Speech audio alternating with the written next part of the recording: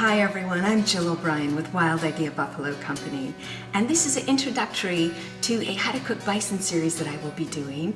But before we get started, I thought it would be a very good idea for you to see how the buffalo are raised and where the buffalo come from. So let's go have a look and then we'll get started cooking. Come along. All right, we're almost there. As you can see, the buffalo are out roaming, grazing the grasses beneath their feet.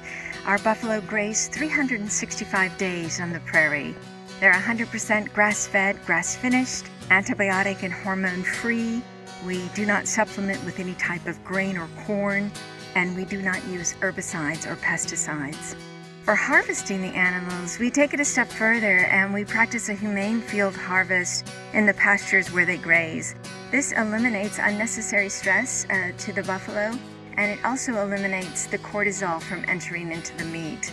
You may find it curious to know that 90% of the buffalo that are raised in this country for food are raised in the cattle feedlot model. Not us, nope, we would never do that. Our large landscape grazing practices mimic what nature intended, and it also helps to promote the regeneration of our prairies. The byproduct of these practices is a sustainable, healthy, delicious red meat alternative for you to consider, and we hope that you do.